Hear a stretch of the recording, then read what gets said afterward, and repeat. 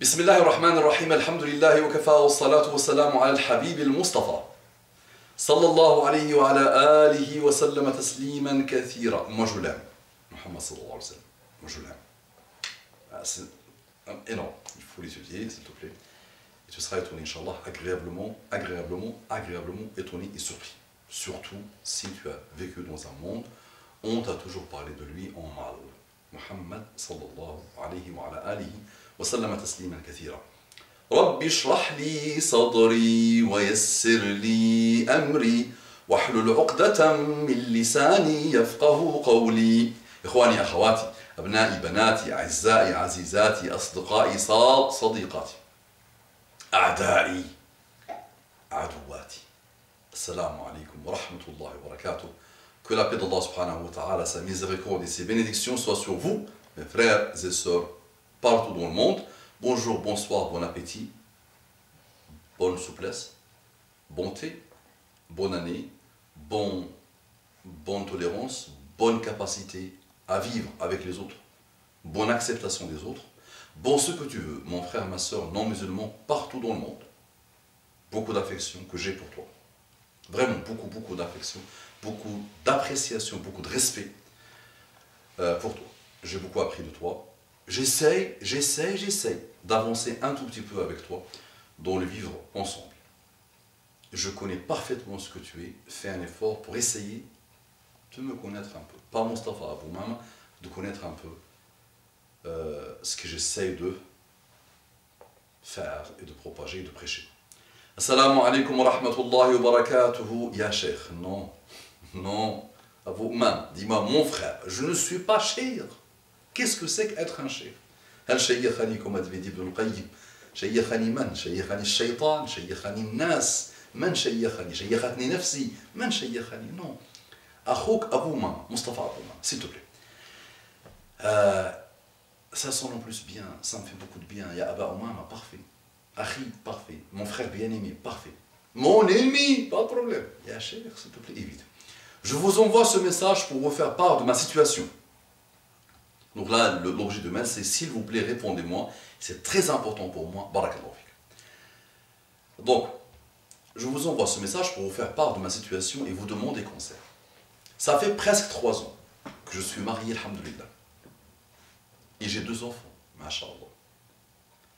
Je n'ai pas vraiment de problème avec mon mari. Alhamdoulilah.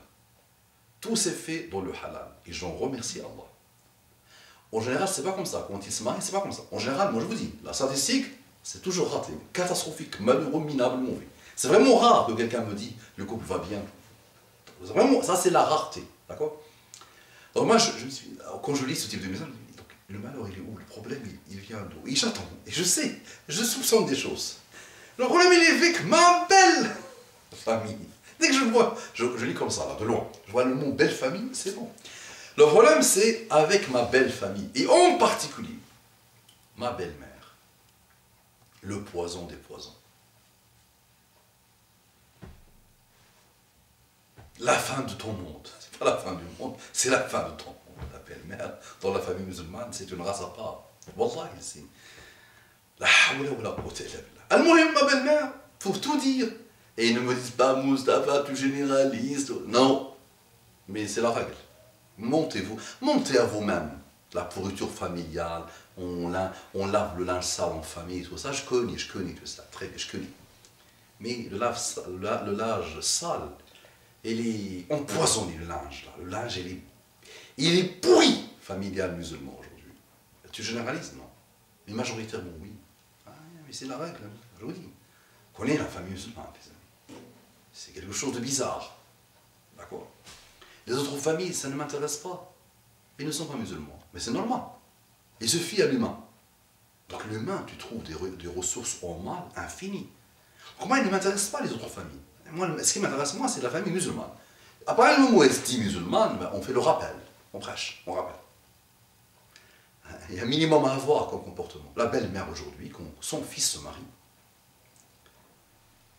l'épouse de son fils, sa belle-fille, devient son ennemi. Et son ennemi faible, sur lequel elle doit se venger, lequel elle doit verser sa haine et ses poisons. Et ça part en sorcellerie, ça part en méchanceté, ça part en mesquinerie, ça part en bassesse, ça part en médisance, ça part en injustice totale. Très bien. Pour tout dire, je ne la supporte plus. Virgule, ses réflexions, sa façon de commander, de s'imposer, de toujours vouloir passer la première. Alhamdulillah, elle est musulmane. Mais je ne sais pas si c'est de ma faute, qu'Allah me pardonne. Je n'arrive plus à patienter.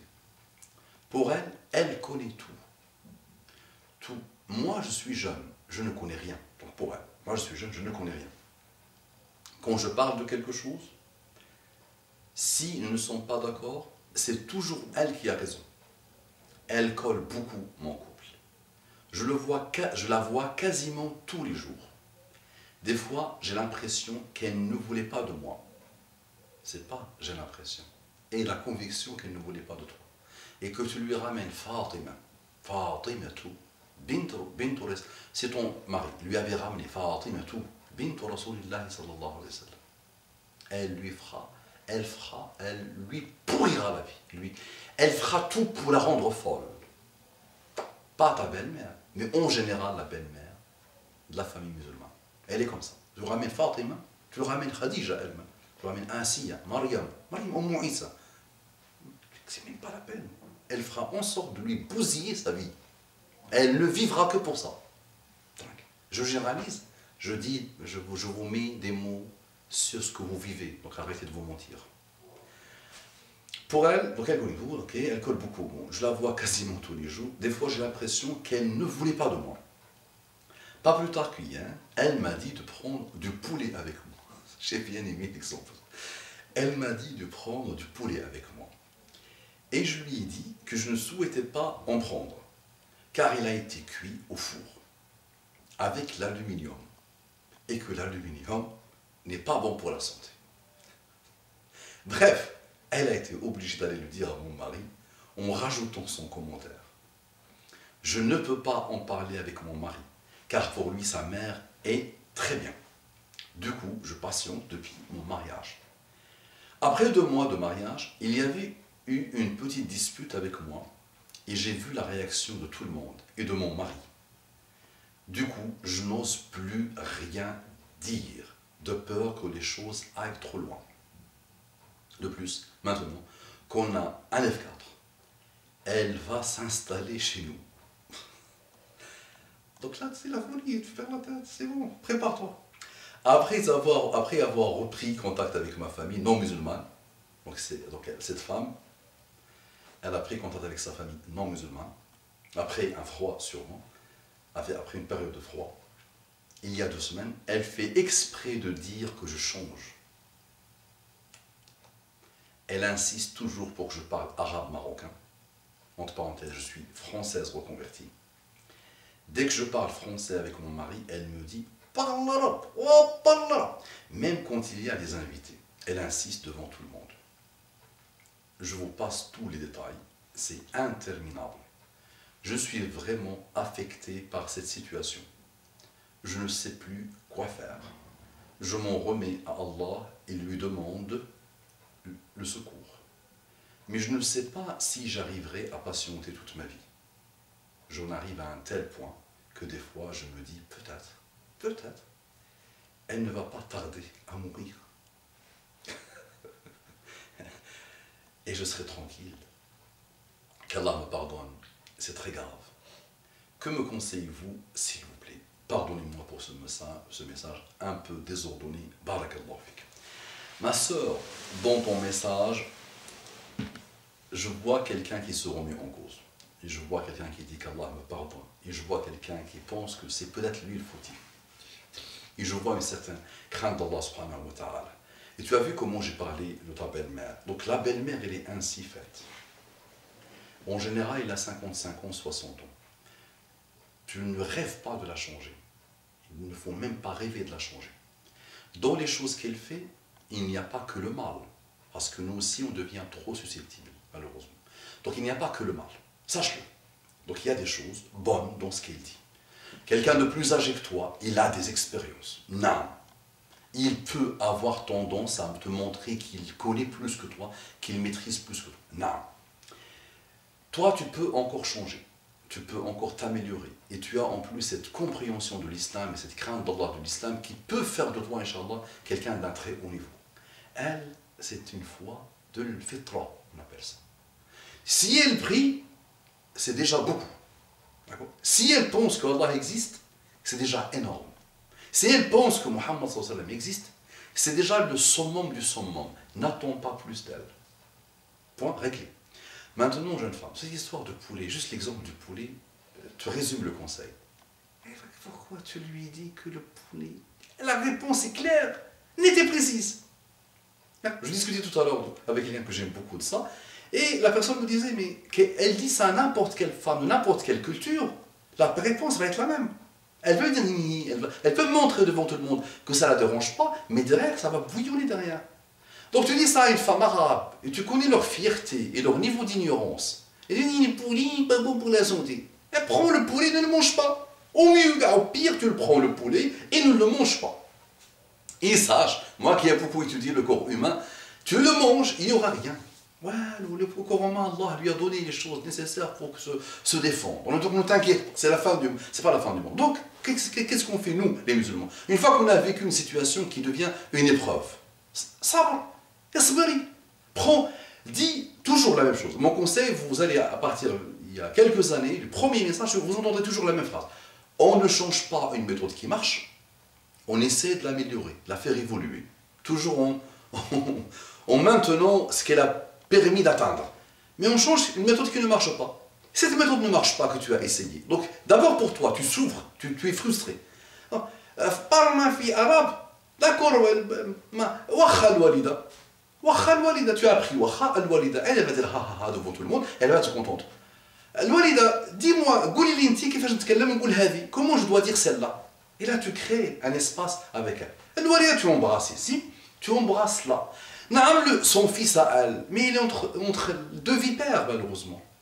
Oui, entre deux serpents, entre deux vipères, deux lézards. Sa mère, pour laquelle il y a le mot sacré. Elle est dans le sacré, la mère. Chez les musulmans, nous sommes à part, nous. La mère est sacrée, quelle qu'elle soit. Elle est dans le mot. Et l'épousée est sacrée aussi. Mais ce n'est pas le même sacré. C'est pas le même niveau de sacré, jeune femme. Donc, et entre vous deux, soit vous êtes toutes les deux intelligentes et vous lui permettez de vivre un minimum le pauvre heureux, soit vous faites ce que tout le monde fait et il est cuit le pauvre. Il perd la tête contre vous. Sauf que toi, il va venir s'énerver contre toi, mais elle ne veut pas s'énerver. Qu'est-ce qu'il peut faire? Au mieux, il va dire, ma mère, l'autre jour, tu étais un peu méchante. Mais juste méchante à sa mère, et sa mère, Ya Rabbi, mon fils, il commence à faire des doigts contre lui. Oh, je ne suis pas satisfait de toi, qu'Allah te fasse, qu'Allah te fasse. C'est la mère. D'accord. Donc, essaye de changer cette méthode. Et Wallah, crois-moi, tu seras heureuse. Tu seras comblée, Inch'Allah. Lui souhaiter la mort, ça ne sert à rien. Elle meurt. Elle meurt. Et tu auras une autre épreuve qui va arriver, qui va t'occuper. Jamais pire. Pire, non. Qui sera pire? Qui sera pire? Donc, dis-toi, Allah t'a donné un mari bien. La majorité écrasante des femmes, partout dans le monde, dans tous les pays musulmans, n'ont pas le mari que tu as. Alhamdulillah. Tu as des enfants bien. Tu as dit, alhamdulillah, j'ai des enfants bien. Machin. 2 enfants, machin. D'autres n'ont pas de mari, n'ont pas d'enfants. Et d'autres ont des enfants, un mari malade mental, ivrogne, et des enfants handicapés, tétraplégiques, ou je ne sais pas. Alhamdulillah. Donc toi, ton épreuve s'appelle ta belle-mère. Sûrement, elle appartient à la race des femmes arabes, autoritaires, dictateuses, ça ne se dit pas, fières d'elles-mêmes, elles s'adorent, elles se vénèrent, elles s'aiment. D'accord, très bien, fais-lui plaisir. Ceux qui ont vécu avec des dictateurs, comment ils ont fait? Mais ils ont trouvé les ressources nécessaires pour faire plaisir à l'ego du dictateur. Fais la même chose. Fais la même chose. Fais-lui plaisir. Et voilà, sauf que toi, tu vas le faire pour Allah, subhanahu wa ta'ala. Tu vas le faire, et tu seras comblé. On a tous vécu ça, on a tous dans nos... Je vais te raconter une anecdote. Un jour, on reçoit une personne. Wallahi, je me suis comporté avec elle mieux que ma propre mère. D'accord? Mieux que ma propre mère. Mieux que ce que je fais avec ma propre mère. Une personne qui m'est étrangère à moi. Et je lui ai laissé la maison. En bas, et moi j'étais en haut. Elle ne me voyait pas. Fais ce que tu veux. Je dis à ma femme, fais ce que tu veux. Elle est chez elle. Et j'ai donné l'argent à ma femme, donne-lui l'argent. Vraiment, fais ce que tu veux, tu es chez toi. Et malgré ça, cette jeune femme s'est arrangée pour remonter ma femme contre moi. Alors qu'elle ne me voyait pas. Elle a trouvé le moyen de me critiquer, alors qu'elle ne me voyait même pas. J'ai tout fait pour qu'elle soit comblée et heureuse. D'accord. Mais quoi tu... Alors, qu'est-ce qu'il fait? Il descend, il la jette dehors. Ah, allez, je connais ni d'Adam, ni de Ève, comme ils disent. Non, c'est pas comme ça qu'il faut faire. Fais toujours. Et je dis, la majorité écrasante des gens que je connais, que j'ai connus dans ma vie, la majorité écrasante, sauf quelques-uns, sont minables. Et ils te déçoivent jusqu'au bout du bout. Ils te donnent des coups jusqu'à l'infini. Ils sont bizarres, mauvais. Et malgré ça, leur répondre comme les autres. Oh, qu'est-ce que tu as fait de spécial? Qu'est-ce que tu as fait de spécial? Mais répondre d'une manière à laquelle ils ne s'attendent pas du tout, c'est la perfection. Et tu le vois, en plus, tu le vois dans la sunna. Tu le vois dans la sunna. Plusieurs hadiths qui parlent de ça. Plusieurs hadiths. النبي صلى الله عليه وعلى آله وسلم تسليما كثيرا dit صلى الله عليه وسلم ليس الواصل بالمكافئ. Il dit le wasil, celui qui fait salat al-rahim, n'est pas celui qui, tu lui fais le bien, il te fait le bien. Tu lui dis je t'aime, il te fait le bien. Il t'invite, tu l'invites. Donc il est bien avec toi, c'est pas ça Muhammad sallallahu alayhi wa sallam. Le wasil, c'est qui? C'est celui qui, même si l'autre, son rahim, fait le mal, coupe le lien de parenté, fait des choses mauvaises, lui, il continue à être bien. Là, c'est phénoménal ça, jeune femme. Je te dis franchement, il n'y a pas, moi j'aime lire, j'aime découvrir les autres civilisations, les personnes du passé. Wallahi, moi je ne trouve pas ça. L'humain de par lui-même ne peut pas atteindre ça. Il faut une intervention divine, jeune femme, pour que Muhammad sallallahu alayhi wa sallam te forme et te reforme en continu sur ce type de valeur. Un autre vient le voir. Il dit, quelqu'un de ma famille, je lui fais le bien, il me fait le mal. Je lui fais le bien, je lui fais le mal. Je lui fais le bien, tout le temps, sans arrêt. Est-ce que je dois continuer? Pour exprimer qu'il ne veut plus continuer. À lui faire le bien et l'autre continue. Il lui donne une métaphore extraordinaire, va voir le hadith. Il lui donne une métaphore extraordinaire. Va voir le hadith. Donc, appliquez ça s'il vous plaît. Sinon, chacun de nous est éprouvé par quelqu'un, ou par quelques-uns. Voilà, tu pars. Il y a même un athar, si ma mémoire est bonne, un athar qui dit que tu pars dans la montagne. Il y aura quelqu'un qui va être pour toi, pour te pourrir la vie. Tu pars, tu t'isoles du monde, et il va te suivre. Qui va te pourrir la vie, il est là pour te pourrir. Et donc, ta pourriture, ça... Donc, et elle n'est pas une pourriture quand tu vois bien. Wallahi, jeune femme. Moi, je pratique les vieux. Là, le même type de personnalité. Dans la mosquée dans laquelle je prêche, 90%, 85% des gens, ce sont des vieux. D'accord? Ils créent des problèmes. Ils sont mauvais dictateurs, méchants. Mais une fois que tu comprends comment tu les tiens, ils deviennent comme des enfants. Voilà, comme des enfants. Moi, dans la mosquée, je n'entends plus leur respiration. Subhanallah. Alors, je suis beaucoup plus jeune qu'eux.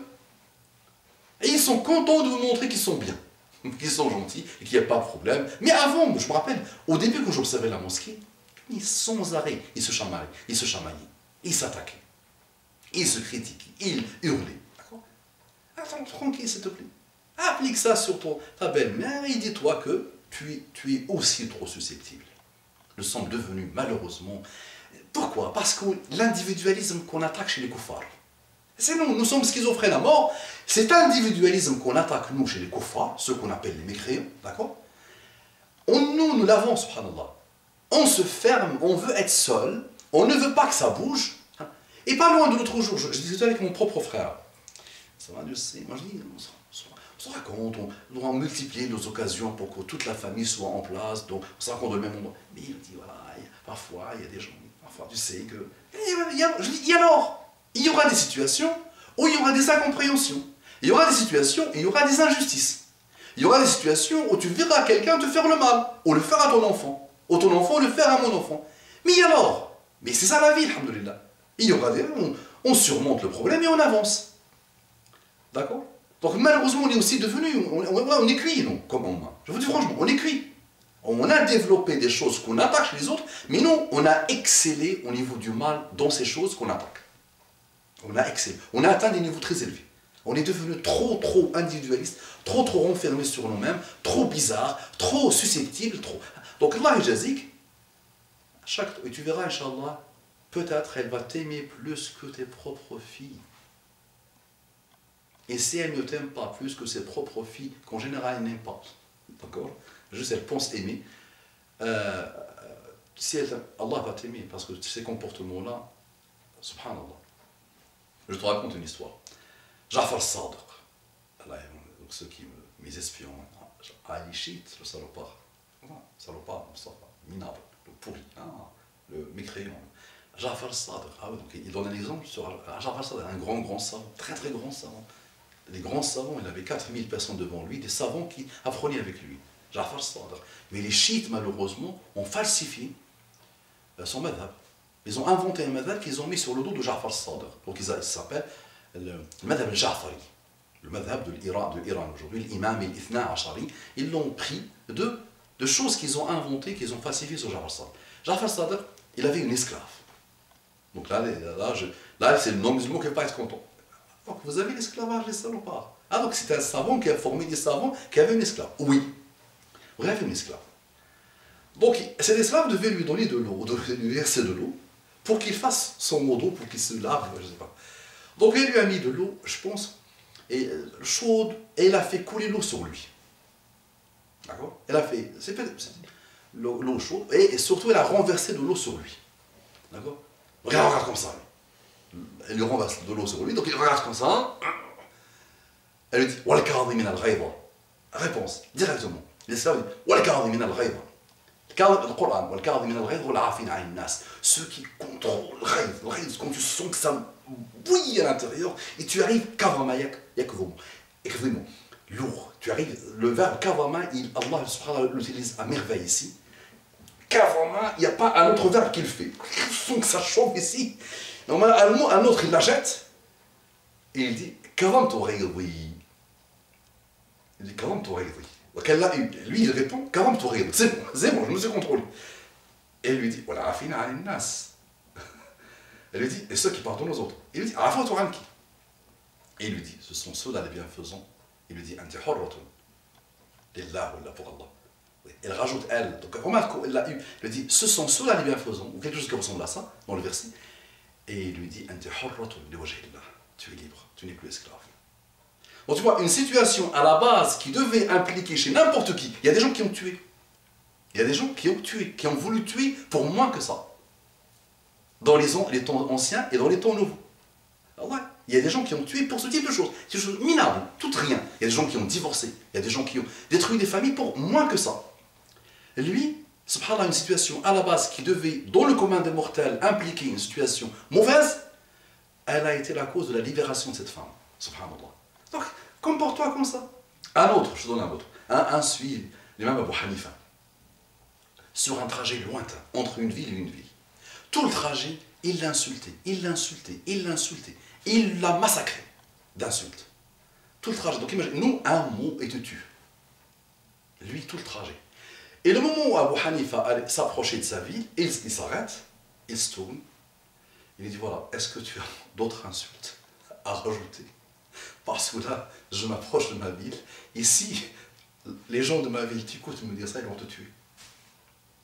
Donc j'ai peur pour toi, s'il te plaît, finis ce que tu as à dire, parce que s'ils t'écoutent, ils vont te tuer. Ah, ça, c'est phénoménal. Moi, j'aime ça. Voilà, personnellement, je suis passionné par ça.